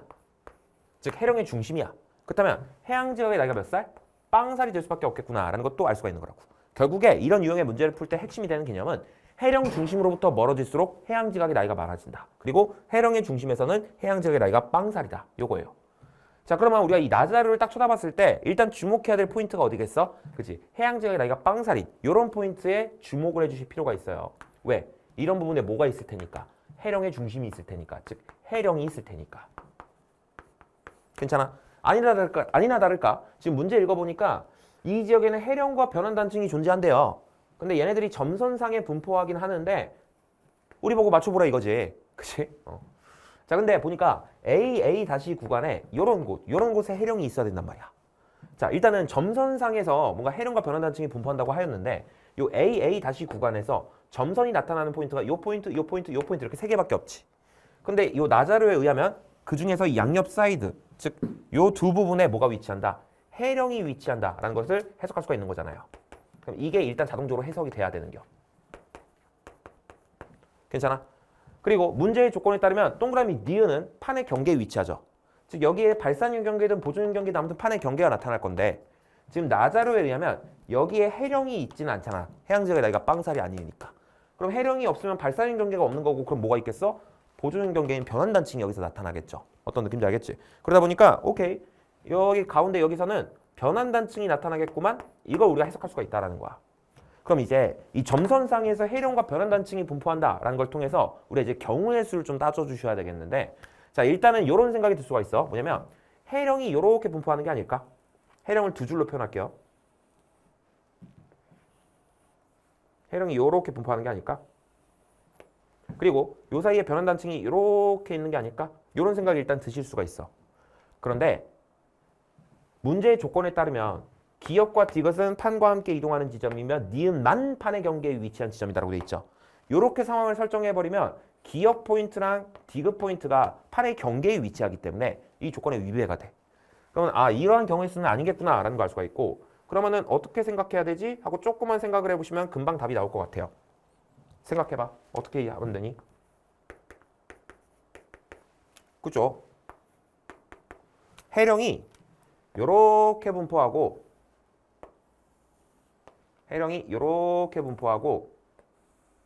요 사이에 변환단층이 요렇게 나타난다라고 하면 문제의 모든 조건을 만족하죠. 여기 해령이 있고 여기 해령이 있고 여기 변환단층이 있으며 그죠? 그 다음에 동그라미 니은은 판의 경계에 위치해 있고 기역과 디귿은 판의 경계에 위치하지 않으니 문제의 모든 조건을 만족합니다. 따라서 이게 이런 상황이구나 라는 걸 일단 알 수가 있어. 그리고 또 우리가 한번 점검을 좀 해보셔야 되는 게 봐봐. 만약에 이런 상황이라면 A에서 A' 쪽으로 갈 때 일단 처음에 해령을 만나기 전까지는 해령 중심으로부터의 거리가 점점 어떻게 돼요? 가까워지죠. 그럼 해양지각의 나이가 점점 어려져야 돼.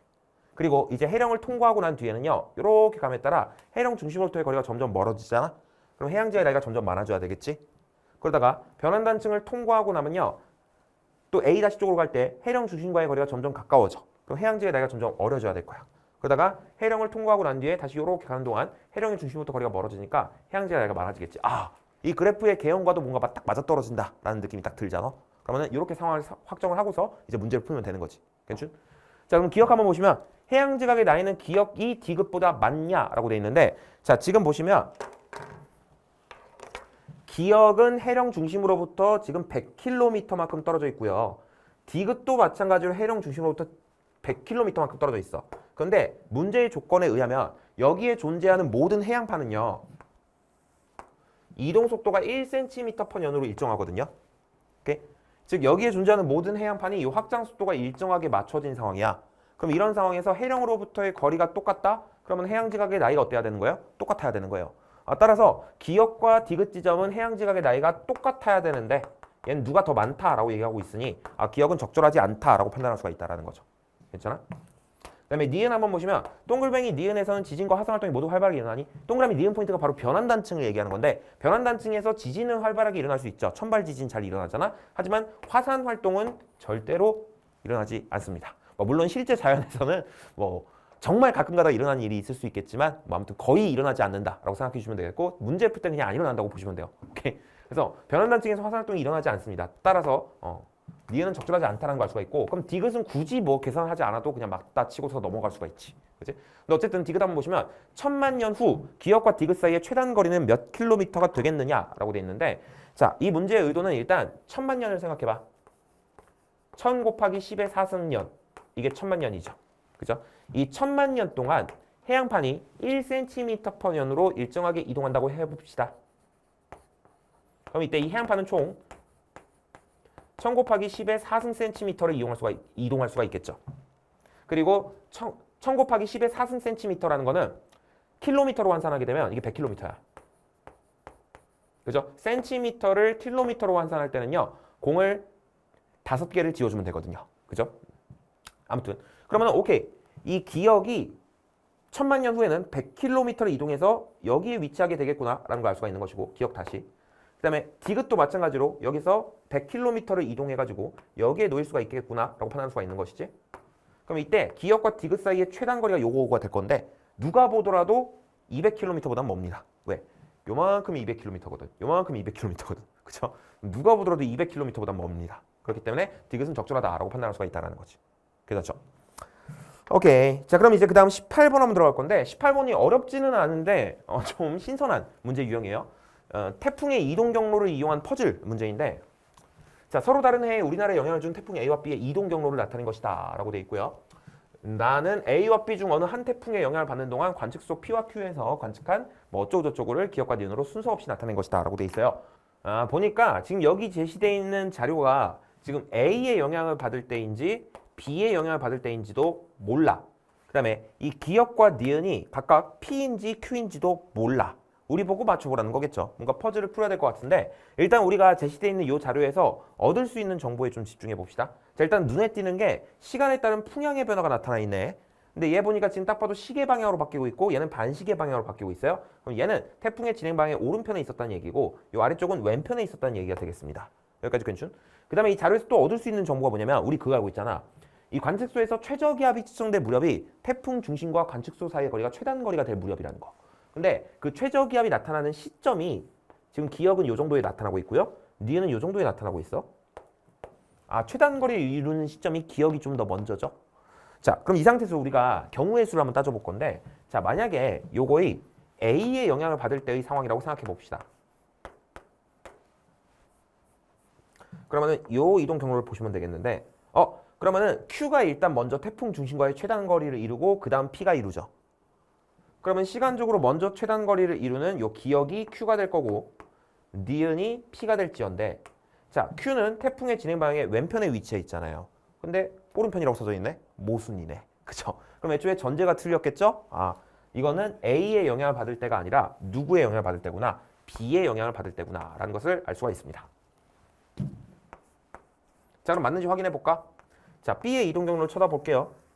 자, 보니까는 먼저 최단거리 이루는 게 Q고 그 다음이 P야. 그러면은 먼저 최단거리 이루는 요 기역이 Q가 될 거고 니은이 P가 될지언데, 자, 보니까는 Q는 진행 방향의 오른편에 위치해 있고요. P는 진행 방향의 왼편에 위치해 있죠. 아, 맞아, 떨어지네. 괜찮죠?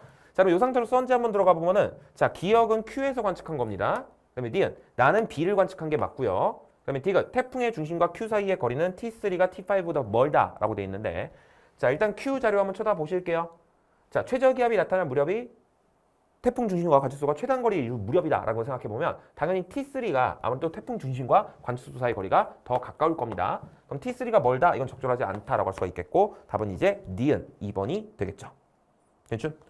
자, 그러면 19번인데 이 19번 같은 경우에 이제 맨 뒤쪽에 있는 우주의 미래 파트에 해당되는 뭐 그런 문제거든요. 그래서 아직 이 뒤쪽 개념 학습이 안 된 친구들이 좀 많이 있는가 봐. 그래가지고 오답률이 생각보다 좀 높게 나오더라고요. 근데 어렵진 않은 문제입니다. 자, 일단은요, 문제 있는 건 생략하도록 할 거고, 나 같은 경우에 보자마자 아, 이거는 열린 우주의 기하학적 구조를 나타내는 거다라는 게 딱 파악이 되셔야 돼요. 자, 그 다음에 지금 여기 시간에 따른 우주의 크기 변화를 나타낸 것인데 암흑 에너지가 고려되어 있지 않은 경우를 나타낸 거거든요. 그럼 여기엔 지금 물질만 있는 거야, 물질만. 자, 근데 우리 그거 알고 있지, 뭐 시간에 따른 우주의 크기 변화 그래프에서 기울기가 무엇을 의미한다? 기울기가 우주의 팽창 속도를 의미한다. 그러면은 이 모형 B 같은 경우에는 모형 A에 비해서 시간에 따라서 이 기울기가 좀 크게 변하고 있잖아요. 특히 크게 감소하고 있죠. 그죠? 그다음에 우주의 팽창 속도가 좀 크게 감소한다는 얘기야. 왜 그럴까? 중력이 겁나게 세기 때문이지. 왜 그런 거지? 물질 밀도가 겁나게 높기 때문인 거야. 그러면은 우주 안에 뭔가 물질이 그득그득 들어차 있어? 물건이 가득 들어가 있는 사과 박스? 사실상 닫힌 사과 박스지. 그치? 그러다 보니까는 이것은 이제 닫힌 우주의 대응이 되겠구나 라고 판단할 수가 있는 것이고, 모형 N은 자연스럽게 열린 우주가 되는 것입니다. 괜찮아? 자, 그러면 이 상태로다가 선지 한번 들어가 보게 되면은, 자, 기억, 현재 우주의 팽창 속도. 자, 현재 시점에서 어떤 우주 모형이든지 간에 현재 시점에서의 우주의 팽창 속도는 측정을 통해서 정해져 있습니다. 따라서 어떤 우주 모형이든지 간에 우주의 팽창 속도는 똑같이 나타나야 돼. 따라서 당연히 기억은 적절하다라고 얘기할 수가 있겠고요. 어떤 우주 모형이든 현재 시점에서의 우주의 크기, 그리고 현재 시점에서의 우주의 팽창 속도는 정해져 있다라는 것을 기억을 해주셔야 되겠습니다. 그다음에 니은, 빅뱅 이후 현재까지의 시간, 즉 우주의 나이에 대한 이야기를 하는 것인데, A와 평탄 우주 중에 누가 더 짧니? 라고 됐는데, 자, 우리가 우주의 크기가 0이던 시점에서부터 현재까지 흐른 시간은 우주의 나이라고 할 수 있단 말이에요. 근데 이게 그래프가 끊겨져 있다 보니까 우주의 크기가 0이던 시점을 모르겠어요. 이거 어떻게 푸는 거죠? 이런 생각이 드셨을 수 있어. 자, 근데 봐봐.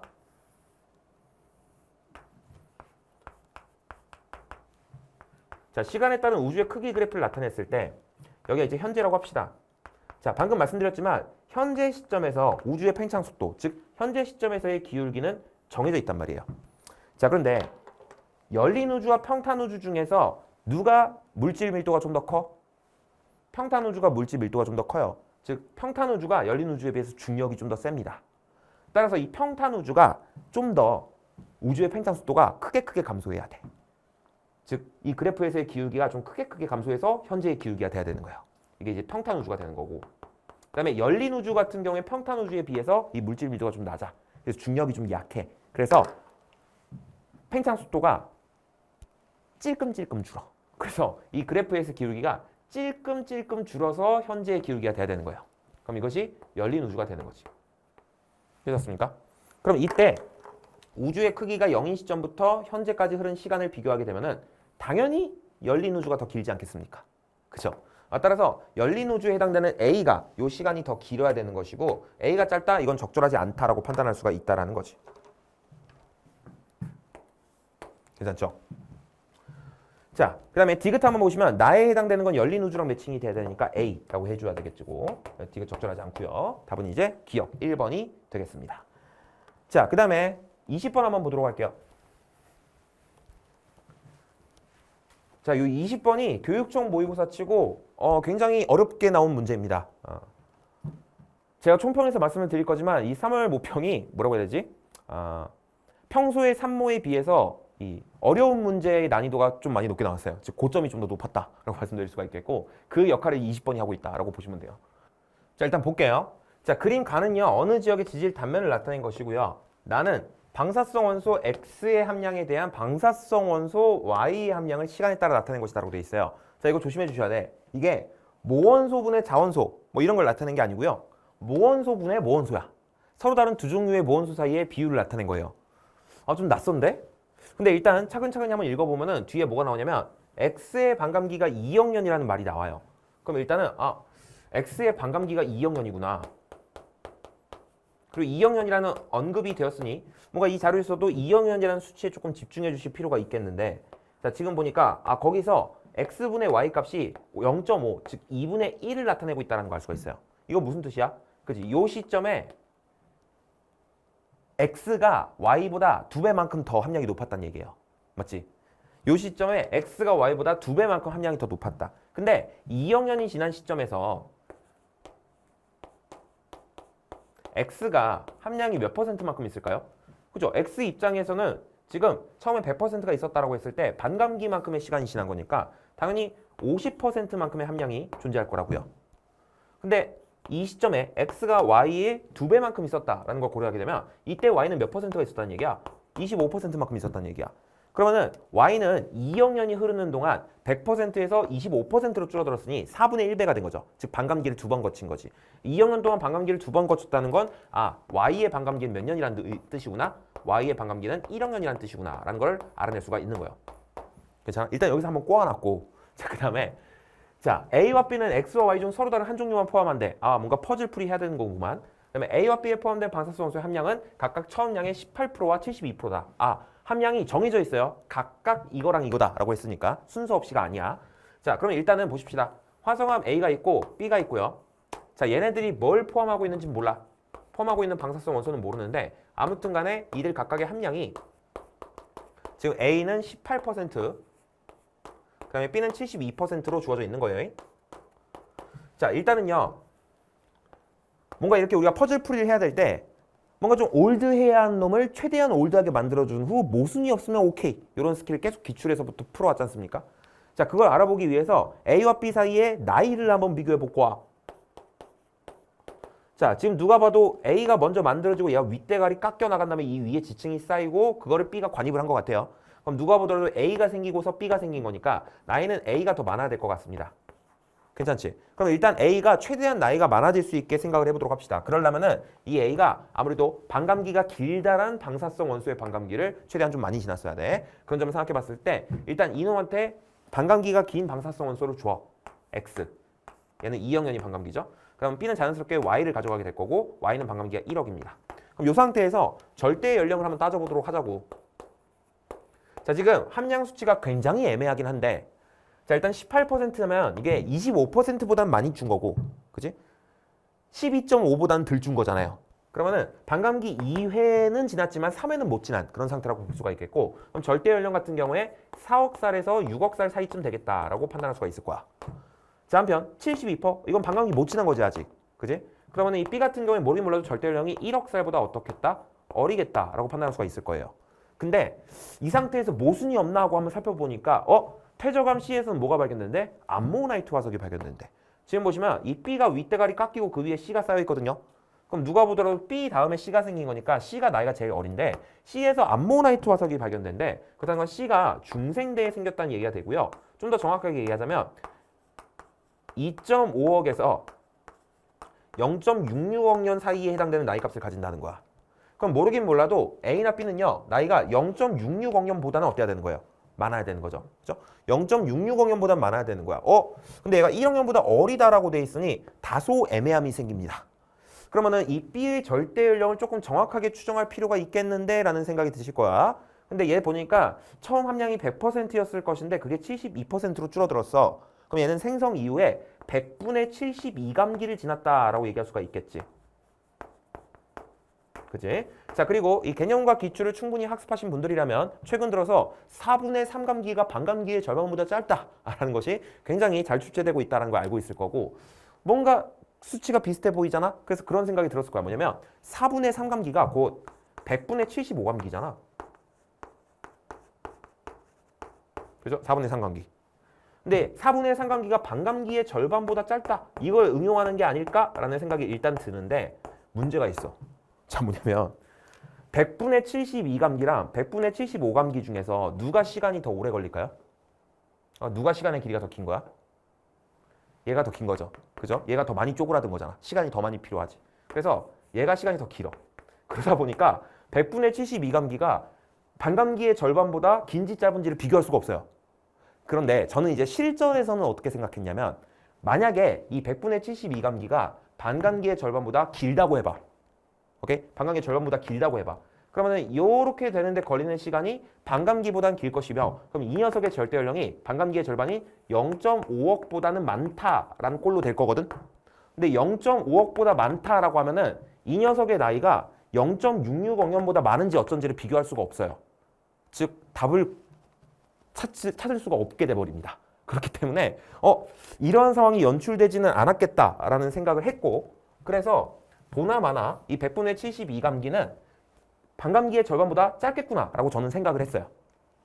그리고 그를 뒷받침해 주는 것이 무엇이냐면은 100분의 72감기든 100분의 75감기든 수치가 또이또이 하잖아. 그러면 내가 얘로 한번 근사시켜 보겠다. 4분의 3감기로 근사시켜 보겠다라고 한다면 반감기의 절반보다 짧다라고 얘기할 수가 있거든. 그죠? 물론 저는 현장에서 이렇게 생각을 했고 일단 이렇게 하고서 푼 다음에 정말로 이 생각이 맞는지를 검토를 할 겁니다. 괜찮아? 근데 일단은 그런 아이디어를 바탕으로 오케이, 이 100분의 72감기가 100분의 75감기랑 또이또이 하겠지라고 생각을 하고서 문제를 풀어보도록 할게요. 그러면 이 100분의 72감기는 반감기의 절반보다 짧을 것이고요. 그럼 이때 B의 절대 연령은 모르긴 몰라도 0.5억 살보다는 어릴 거야. 그러면은 B가 0.66억 년보다 어린 상황이 되니까 문제의 상황과 모순이 되죠. 그러면은 이렇게 모순이 생기면 어떻게 하면 돼? 여기서 나누어준 방사성 원소를 스위칭 하시면 되죠. 그러면은 A가 Y를 가져가고 B가 X를 가져가면 될 겁니다. 그리고 우리가 지금 여기서 조작할 수 있는 부분은 여기밖에 없잖아. 그지? 그죠? 첫 번째 시도를 했는데 틀렸어. 그럼 스위칭을 보면 무조건 답이 될 수밖에 없겠죠. 그죠? 그러면 이게 답이겠구나 하고 판단하고 문제로 넘어가시면 되는 겁니다. 그럼 한번 볼게요. 자, 기억 한번 보시면 Y의 반감기는 1억 년이니 우리가 판단했고요. 그 다음에 니은 B에는 X가 포함되어 있니? B에는 X가 포함되어 있고요.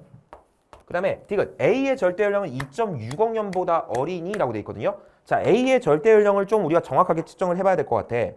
자, 우리가 절대 연령 문제를 풀 때 항상 이 모원소의 함량 사이의 비율 관계 파악하는 게 좀 중요하다라고 말씀드렸거든요. 지금 보시면 이 18%는 72%에서 4분의 1배가 된 수치입니다. 괜찮지? 그렇다면 이 A 같은 경우에는 분명히 처음에 함량이 100%였을 건데 얘가 100분의 72감기를 거쳐서 함량이 72%가 된 뒤에 그 다음에 4분의 1감기, 즉 반감기 두 번에 해당되는 시간이죠. 그죠? 4분의 1감기를 거쳐서 18%가 됐겠구나라고 판단할 수가 있는 거잖아. 그지? 근데 4분의 1감기, 즉 반감기의 두 번에 해당되는 시간은 우리가 알고 있어. Y의 반감기가 1억 년이기 때문에 반감기 두 번에 해당되는 시간은 2억 년이겠다라는 걸 알 수가 있습니다.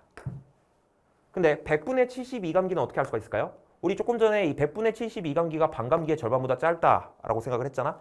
그럼 이게 반감기의 절반보다 짧으려면 0.5억보다 짧아야 돼요. 그럼 결과적으로 이 A에 들어있는 Y 같은 경우에는 함량이 100에서 18이 되는 동안 2.5억 년보다는 적은 시간이 들었겠다라고 판단할 수가 있겠지. 그럼 나이가 2.5억 살보다는 어릴 테니까 절대령이 2.6억 년보다 작다라는 거는 반드시 참이 될 겁니다. 그래서 이렇게 판단을 했고요. 그래서 기니디가 답이겠구나라고 저는 최초 풀이 때는 이렇게 생각을 했습니다. 그리고서 가만히 생각을 했어. 정말로 100분의 72감기가 반감기의 절반보다 짧을 것이냐. 자, 여기에 대해서는 우리가 두 가지의 어떤 판별 방식이 있다라고 얘기할 수가 있겠는데, 자, 첫 번째 뭐냐면은 100분의 72감기가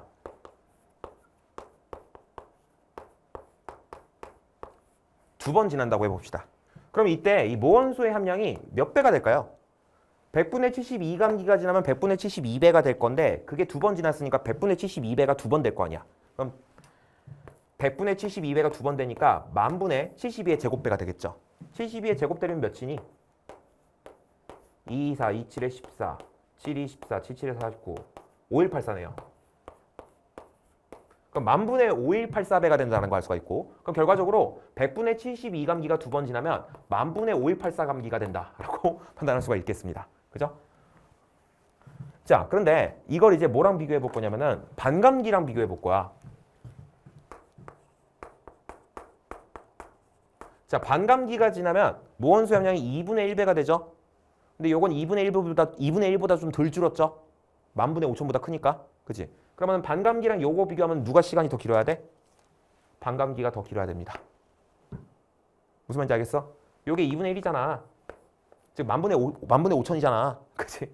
근데 얘가 좀 덜 쪼그라들었잖아. 10,000분의 5184배가. 그치? 그럼 이게 덜 쪼그라든 거니까 시간이 덜 걸려야지. 어떤 느낌인지 알겠죠? 괜찮죠? 그러면은 100분의 72감기가 두 번 지나게 되면 반감기보다는 짧다 이거 아니에요. 그럼 이거 식을 고쳐서 쓰게 되면은 이렇게 되는 거 아니겠습니까? 100분의 72감기는 반감기의 절반보다 짧다. 괜찮죠? 저는 실전에서 이렇게 검산해가지고 넘어갔습니다. 괜찮아요? 자, 그래서 요거 좀 유효할 것 같아. 뭐냐면은 기존에 우리가 외웠던 4분의 3감기가 반감기의 절반보다 짧다. 이런 걸로다가 뭔가 판별이 안 되는 그런 상황이 있다면은 그러니까 뭐 판별이 안 되는 그런 감기가 등장을 하게 되면은 그 감기를 두 번 해보세요. 오케이? 그리고서 나오는 그 감기가 반감기보다 어떤지를 시간 비교를 하셔가지고 결과적으로 이 감기가 반감기의 절반보다 짧은지 긴지를 판단할 수 있다. 이렇게 우리가 생각을 해주시면 되겠고 굳이 여기까지 안 가더라도 저와 개념학습을 충분히 꼼꼼하게 하신 분이라면 제가 개념 강의에서 그런 걸 말씀드린 적이 있어. 뭐냐면 반감기의 절반에 해당되는 시간 동안 모원소가 몇 배가 될 것이냐 이런 얘기를 해본 적이 있어요. 봐봐. 이게 시간축이라고 합시다. 이게 암석의 생성 당시고 이게 반감기가 지난 시점이며 이게 반감기의 절반에 해당되는 시점이라고 합시다. 자, 우리는 알고 있죠? 암석 생성 후 반감기라는 시간이 지나게 되면 모원소 함량이 2분의 1배가 됩니다. 그죠? 자, 반감기의 절반에 해당되는 시간 동안 모원소가 몇 배가 되는지 우리는 몰라. 근데 임의로 n배가 된다고 해보도록 할게요. 근데 방사성 원소는 항상 동일 시간에 동일 비율로 붕괴를 하니 그러면은 요 2분의 1 반감기에서 반감기로 가는 동안에도 마찬가지로 n배가 되겠죠.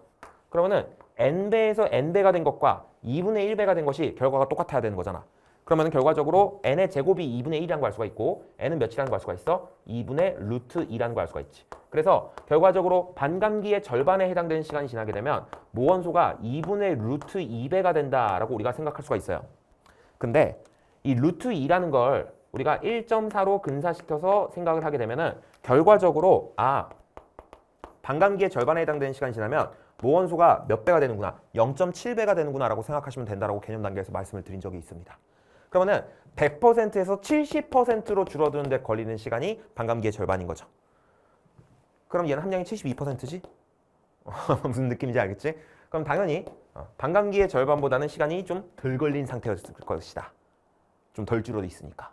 그렇지? 이런 식으로 생각해가지고 100분의 72감기가 반감기의 절반보다는 짧겠구나 라고 판단할 수도 있습니다.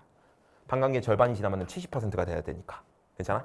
그래서 이런 식으로도 생각하실 수가 있다. 그래서 어려운 문제긴 했지만은 어쨌든 저와 함께 꼼꼼하게 공부하신 분들이라면 풀 수 있었어야 된다라는 거 말씀을 드리면서 만약에 못 풀었다라고 하더라도 상심하지 마시고요. 이제 부족한 부분 보완을 해서 내가 알고 있는 개념이 이렇게 쓰일 수 있구나라는 점을 깨달으시고 이제 보완을 해주시면 되는 부분이니까. 어차피 우리한테 중요한 건 3월 모의평가가 아니라 수능이거든. 뭐 혹자들은 뭐 3월 모의고사 성적이 수능까지 간다 이렇게 얘기하는 분들도 계십니다만은 다른 과목은 제가 모르겠어. 근데 적어도 지구과학만큼은 절대로 그렇지 않거든요. 이 3월에서부터 수능 때까지 우리가 배울 그 양이 상당합니다. 그렇기 때문에 그렇게 많은 양을 공부했는데 성적이 그대로일 수가 없어. 아무튼 이게 지구과학에서만큼은 이게 적용되지 않는 이야기니까 그런 거에 너무 연연하지 마시고 부족한 부분 보완해 주셔서 다음번에 더 좋은 성적을 받도록 하자라는 거 말씀을 드리면서 저는 이제 인사드리도록 하겠습니다. 감사합니다. 안성진이었습니다.